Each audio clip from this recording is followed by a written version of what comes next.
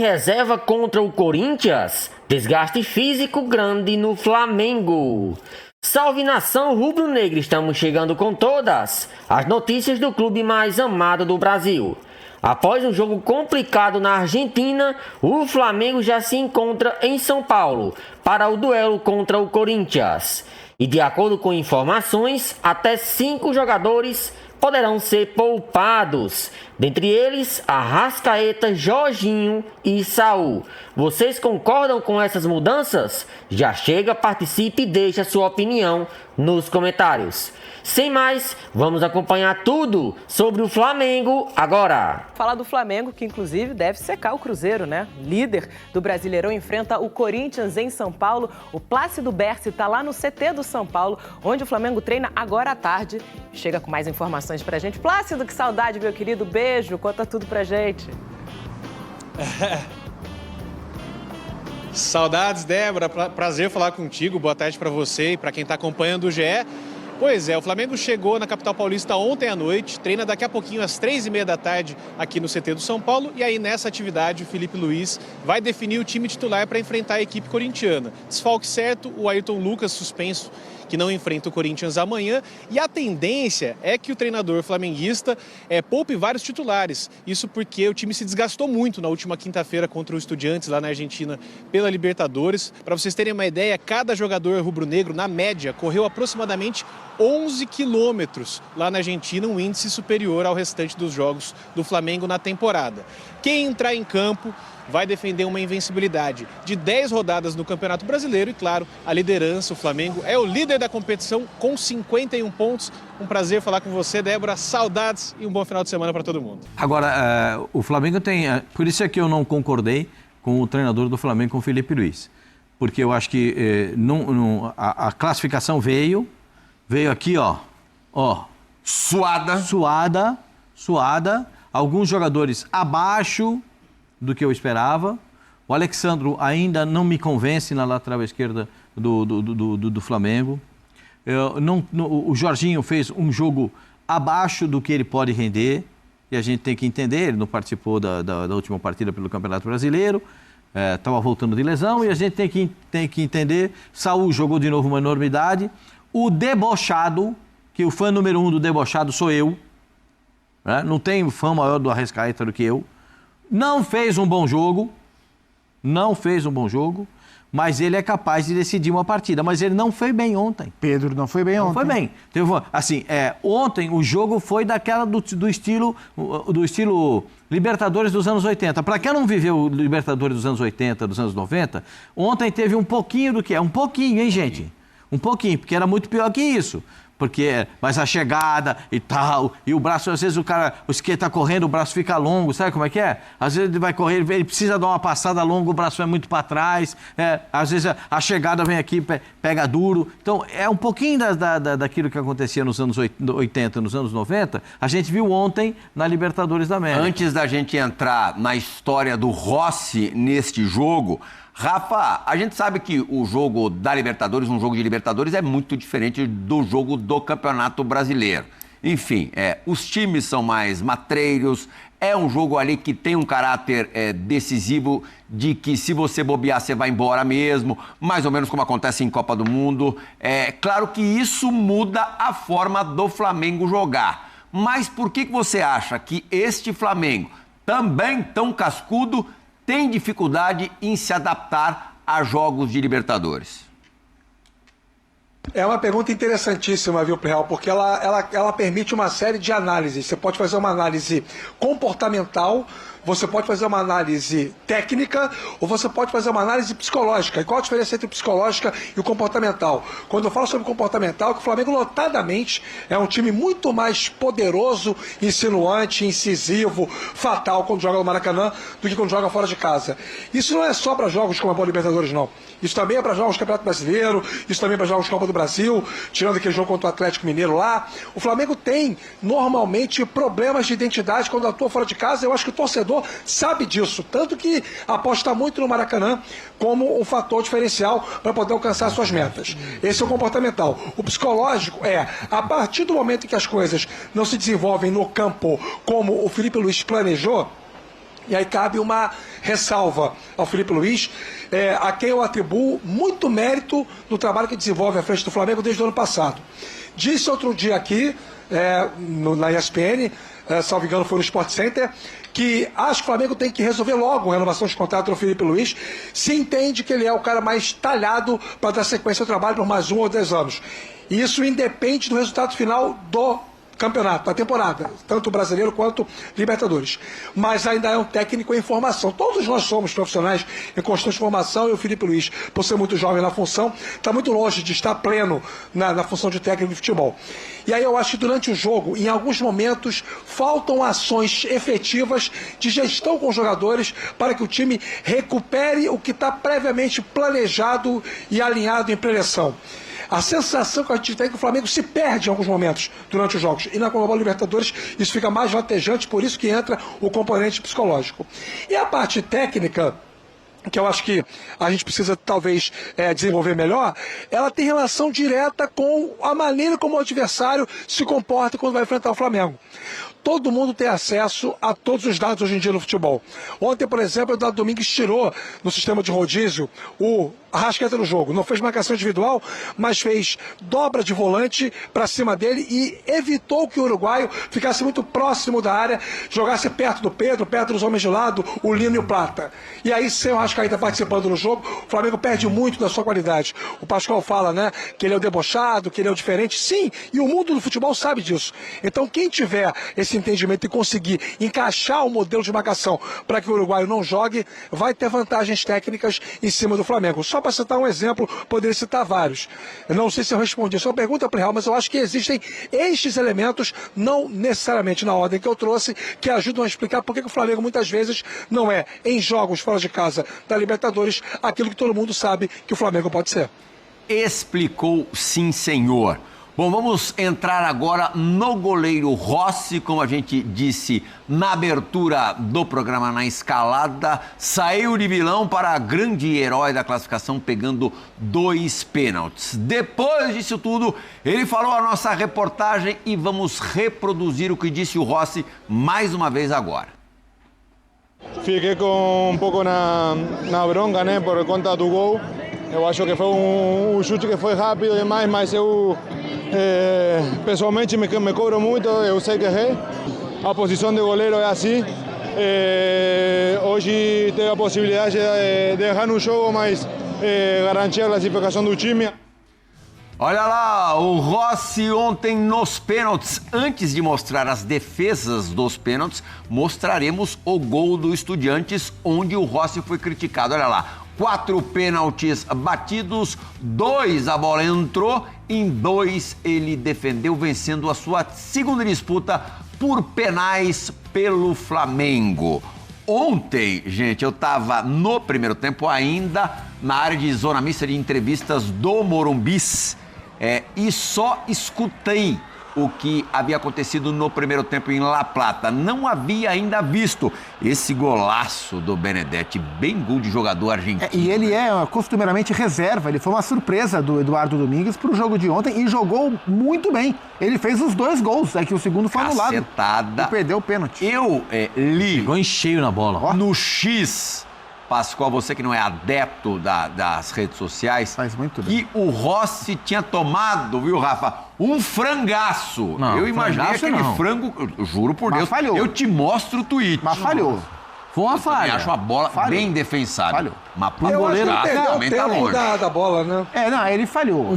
Goleiro do porte dele pega esse tipo. Mas é frangaço? Não, frangaço não. É uma falha, não é frango. Mas se o Flamengo eliminado... Frangaço é maldade. Se o Flamengo é eliminado por causa desse gol, a gente estaria falando do Rossi o programa inteiro. Especialmente porque ele é um dos jogadores mais regulares do Flamengo no ano. A temporada do Rossi é espetacular. O Benedetti foi muito feliz no chute, é um chute muito difícil de colocar onde ele colocou, né? Se existe a bochecha, foi na gengiva da rede. Você é da posição, você já sabe. fui, e você também era um bom goleiro. Eu tomaria esse gol porque eu nunca fui tão bom quanto o Rossi. Mas o Rossi pegaria essa bola. É verdade, o que o Rossi falou é verdade, foi um chute muito rápido e de um acerto. Ele pegou de primeira. Um acerto raro. Sim, a bola pega no peito do pé, assim.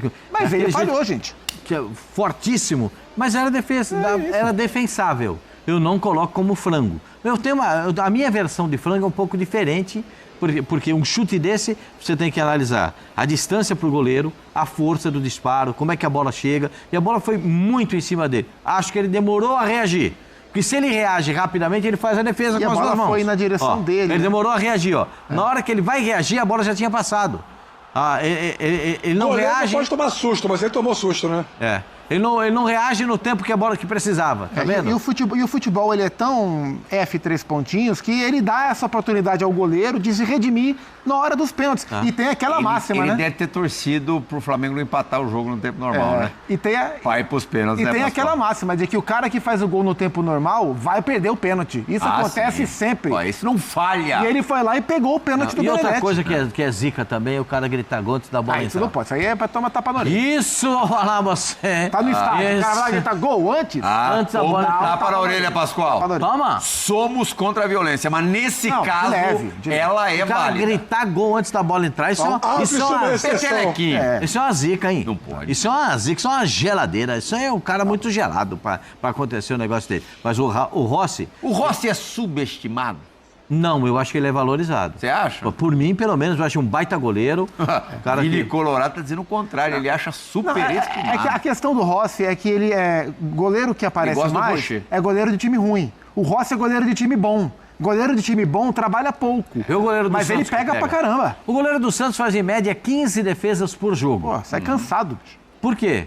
O Brasão, e o Brasão tem cada trombada. Tu faz quase umas 20. Ele é corajoso.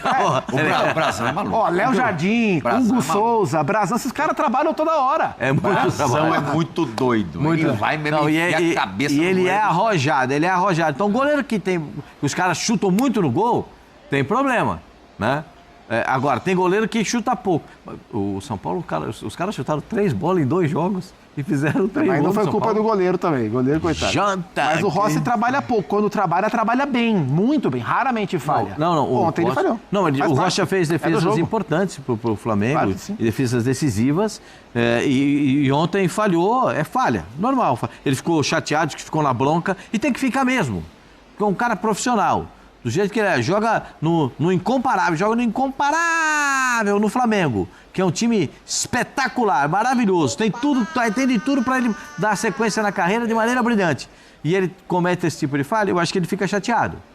Mas você não pode dizer que ele tomou um frangaço. Ô, Pascoalzinho, incomparável foi a cobrança de pênalti do Léo Pereira. Ave Maria, E ele tava nervoso, você viu onde que ele botou a bola? Lá no ferro. Precisa ter coragem. Que personalidade. Não, precisa ter coragem. Essa é a do Jorginho. A do Jorginho Também do Pulim. não é mole não, hein? Não, essa do Pulim me dá frio na barriga. Não conta nada pra ninguém, isso dá frio na barriga. O goleiro não acha nunca. Não, mas olha isso. Que isso? Luiz Araújo. Virou o pé. Claramente o Flamengo perdeu o pênalti, né? Foi o Carrascal. O Carrascal.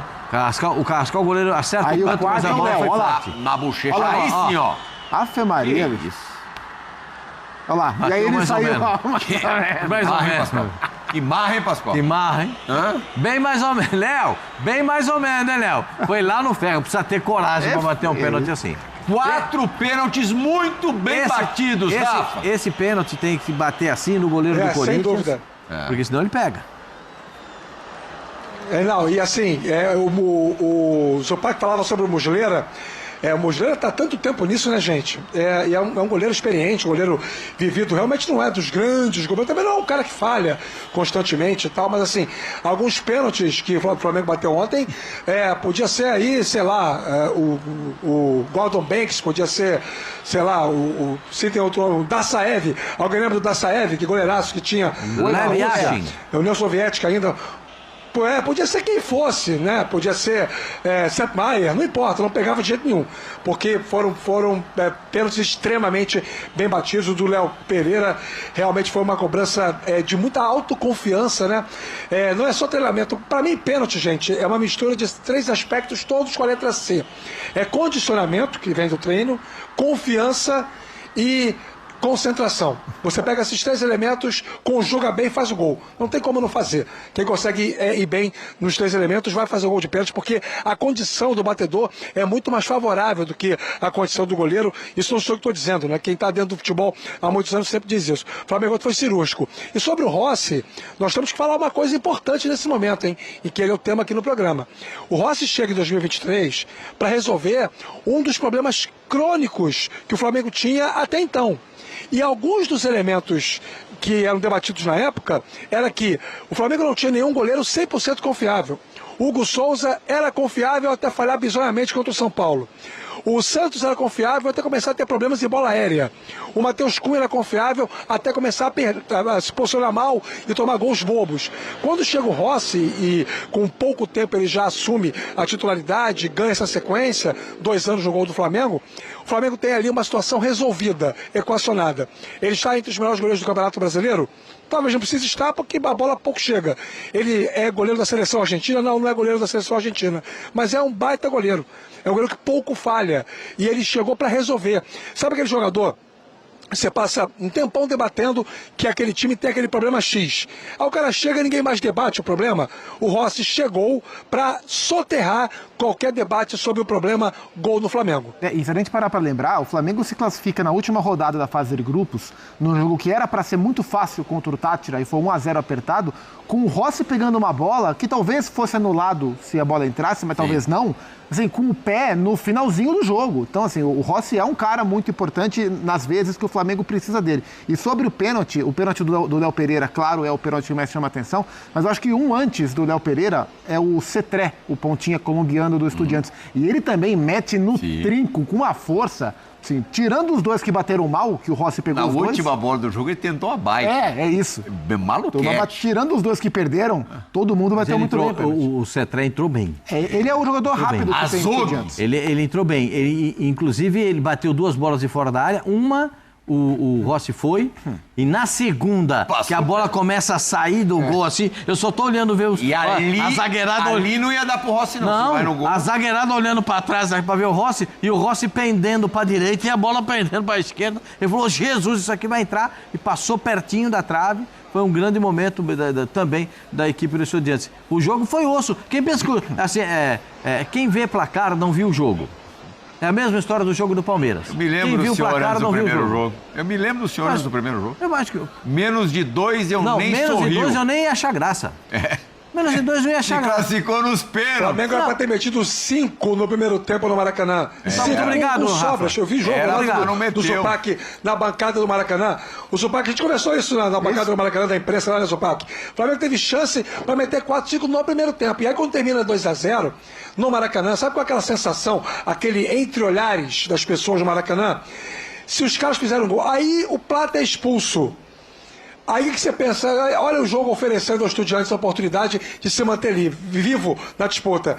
Aí o Guido Carrillo faz o gol, faz o gol no finalzinho. Aí você tinha certeza que o Flamengo ontem ia para uma guerra, como foi, e acabou saindo vitorioso dela. Agora, é a mesma coisa do jogo do Palmeiras contra o River Plate. Se o Palmeiras faz 4 no primeiro tempo contra o River Plate, estava... Na Argentina. Na Argentina, estava fora de contexto? Não, a questão é que os 2 segundos jogos foram mais equilibrados do que se imaginava. Sim, quem vê o jogo do Palmeiras, quem vê o placar do jogo do Palmeiras, não viu o jogo. Sim. Certo? E quem vê os 2 placares do jogo do Flamengo, também até se assusta com o jogo. Mas o segundo jogo eu não gostei. Daqui a pouco a gente vai fazer essa comparação de Palmeiras e Flamengo nessa fase de quartas de final. Mas pensando na semi do Flamengo... Sim. Com o Racing, o buraco é ainda mais embaixo? É mais embaixo, porque o Racing é um time tão aguerrido quanto é o Estudiantes, que é um time muito aguerrido, mas é um time melhor tecnicamente, em valores individuais, e melhor coletivamente. Mais vibrante dentro porque o trabalho do Gustavo Costas é muito bom e consegue passar esse coração. O Gustavo Costas é um dos maiores jogadores. O primeiro jogo é contra o Flamengo no Maracanã. O Flamengo passou em segundo, né? O segundo é lá na Argentina. É um jogo muito difícil. Tem que resolver a parada no Maracanã. O Flamengo é melhor do que o Racing. Se a gente tiver que destacar um favorito, se tiver que ter obrigatoriamente um favorito, esse favorito é o Flamengo, mas é um confronto muito complicado. O Racing de hoje já chegou no estágio do Racing do ano passado, campeão da Sul-Americana? Acho que mim já não, passou. Eu acho que tecnicamente não. Porque o Racing perdeu peças importantes. Perdeu dois que estão no River hoje, o Estão no Quinteiros e o Salas, por exemplo. Quinteiros são bons jogadores, mas eu acho que o nível desse time de competição ele é maior hoje. E tem ali o Maravilha Martini, você não pode piscar que ele vai guardar. Vai guardar. Os volantes são os mesmos, o Almendra e o Nardoni. O Almendra que jogou no Martirena Boca. e Rojas nas laterais. Jogou na seleção da Argentina. É um time muito bom. Além de ser bom, quem vê esse jogo, também quem vê o placar não viu o jogo. Porque era para ser um 5 ou 6 pro Racing. Racing ganhou os 2 jogos. O Vélez é um time fraco, né? O Vélez, o Vélez no primeiro jogo, o Vélez não conseguiu passar da linha no meio campo. Só deu o Racing. O jogo lá no Amalfitão. Presidente do Racing, antecipando as semifinais da Libertadores e enaltecendo o Flamengo como favorito. Flamengo se classificou para as semifinais da Copa Libertadores e agora enfrentará o Racing, da Argentina, que eliminou o Estudiantes nas quartas de final. Em meio a essa disputa, Diego Milito, presidente do Racing, fez uma análise da próxima fase e não poupou elogios ao time rubro-negro. Segundo Milito, o confronto contra o Flamengo será extremamente difícil, mas ele se mostrou otimista quanto às chances de sua equipe chegar à final. A competição está em sua fase decisiva e, para Milito, estar entre os 4 melhores times do continente é algo que merece grande valorização, especialmente considerando que o Racing não alcançava a semifinal da Libertadores há 28 anos. O presidente do Racing declarou: "Esta é uma semana muito especial para o clube, um momento de grande orgulho. Estar entre os 4 melhores da América do Sul é algo que não acontecia há quase 3 décadas, e é preciso reconhecer a importância disso." Milito também demonstrou confiança em sua equipe, que tem apresentado um futebol de alta qualidade ao longo da competição. Ele afirmou que, agora que a meta de chegar à semifinal foi cumprida, o Racing está preparado para ir ainda mais longe. No entanto, ele não deixou de reconhecer a força do Flamengo, destacando a qualidade técnica do time carioca e sua grande capacidade financeira, o que torna o time rubro-negro um rival temível. O Flamengo é um adversário de enorme potencial, com grandes jogadores e recursos financeiros que garantem a qualidade do elenco. Vai ser um confronto muito difícil, mas nós estamos preparados para isso. Esperamos fazer uma grande série e lutar até o fim pela vaga na final, completou Milito. O primeiro jogo das semifinais acontecerá no dia 22 de outubro, no Maracanã, estádio emblemático do Flamengo.